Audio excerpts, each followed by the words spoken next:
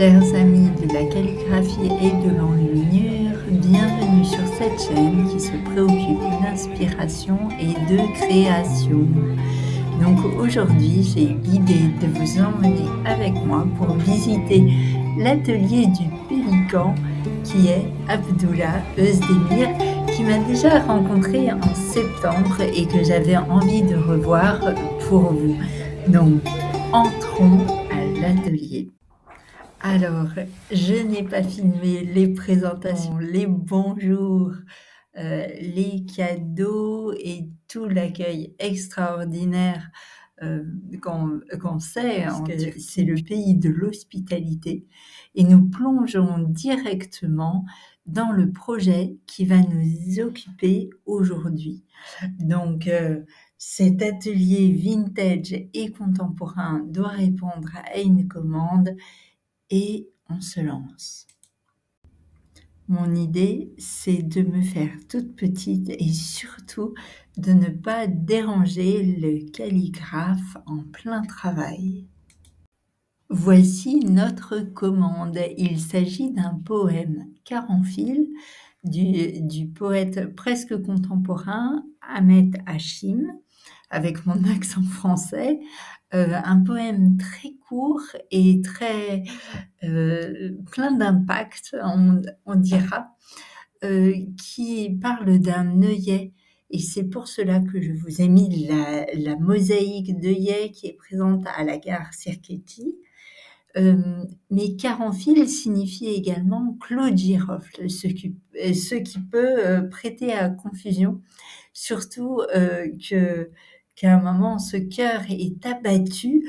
Donc, je vois bien le clou de girofle qui serait comme une balle, mais il s'agit bien d'un œillet.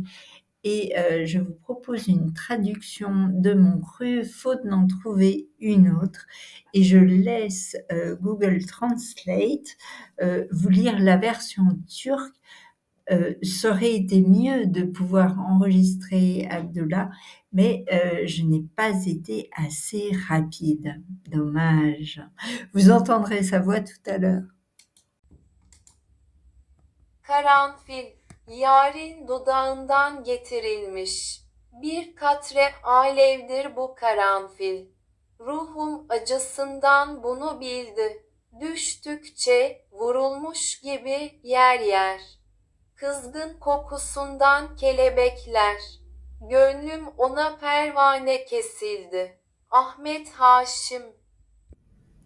Donc pour tous les calligraphes, je pense que la délimitation et la définition de l'espace sont des choses tout à fait essentielles au travail. Là, on voit qu'il y a un important temps de préparation. Déjà parce que le texte a été calligraphié plusieurs fois, en plusieurs écritures, et ensuite parce qu'il faut exactement mesurer la taille qu'il fera par rapport à la grande page. Comme elle sera ornementée dans les marges, il s'agit alors de laisser la place suffisante pour cette ornementation qui viendra ensuite, après la calligraphie. Donc même si ce sera une ornementation orientale, c'est une constante en calligraphie ou dans la composition de grands poèmes comme cela, de grandes commandes, de toujours commencer par le texte. C'est le calligraphe qui débute et ensuite l'ornementation prendra sa place autour des mots. Donc pour tous les calligraphes, je pense que la délimitation et la définition de l'espace sont des choses tout à fait essentielles au travail.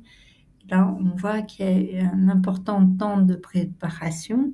Déjà parce que le texte a été calligraphié plusieurs fois, en plusieurs écritures, et ensuite parce qu'il faut exactement mesurer la taille qu'il fera par rapport à la grande page.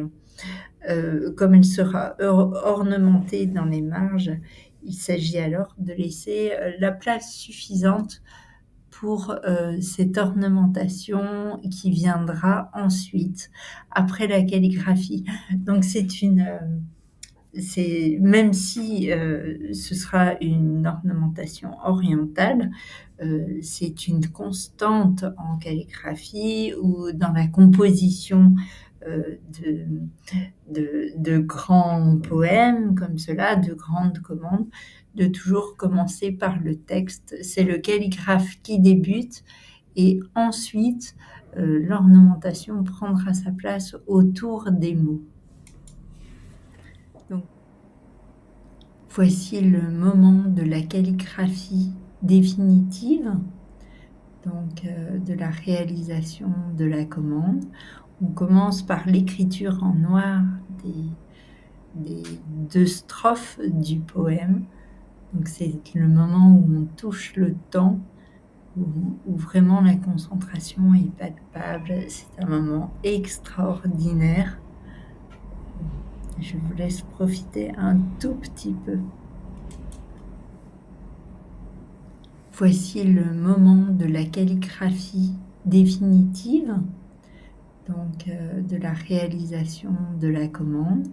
On commence par l'écriture en noir des 2 strophes du poème. Donc c'est le moment où on touche le temps, où vraiment la concentration est palpable. C'est un moment extraordinaire.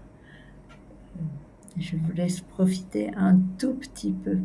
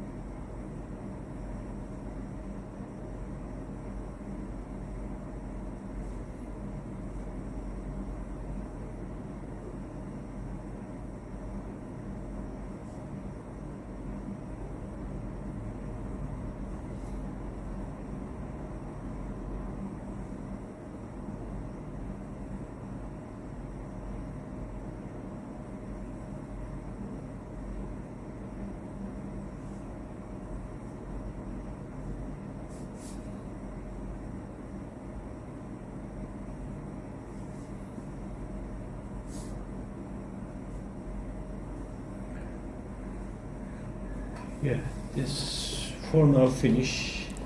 Thank you so much for watching.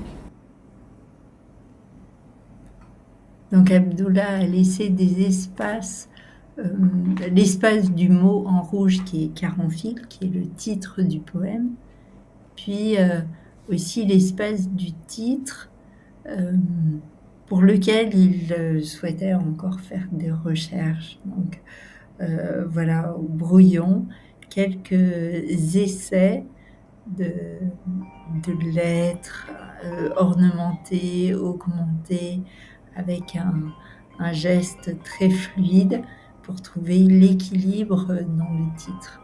Alors les couleurs noires et rouges fonctionnent très bien ensemble. Elles assurent un équilibre, une lecture contrastée et agréable. Bref, le binôme fonctionne absolument bien.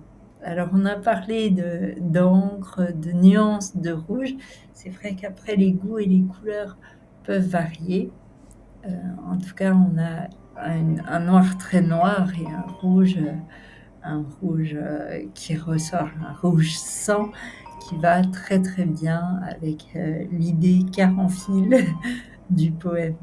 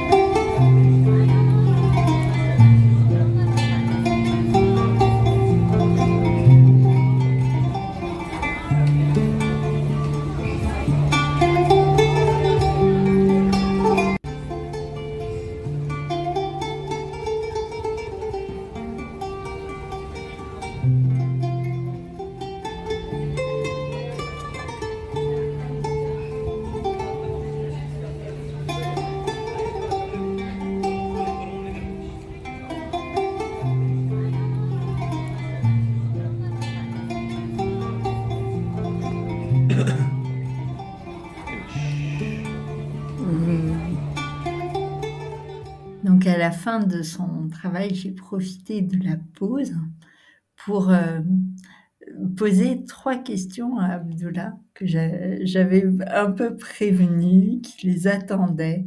Et voici mes questions, ses réponses, et je vous traduis. Bonjour, je suis Abdullah Özdemir. Que signifie la calligraphie pour moi? Si je devais le résumer en une phrase, je dirais que la calligraphie est un mode de vie. Passer du temps avec un calame, de l'encre et du papier me donne vraiment l'impression de toucher le temps lui-même. C'est une expérience très précieuse pour moi. Il y a une belle expression que j'aimerais partager avec vous. En écrivant, vous touchez le temps.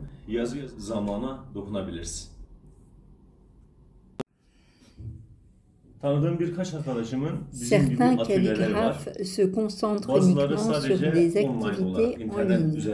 Pour ce qui est de mon atelier, nous proposons ici des formations d'été à la fois en présentiel et en ligne. Comme je suis également collectionneur de stylos vintage, je les utilise dans mon travail, mais il m'arrive aussi d'en vendre. Parfois, nous recevons des commandes de clients. Après avoir réalisé ces créations, nous les renvoyons aux clients ou aux entreprises qui nous ont sollicités, notamment pour des invitations.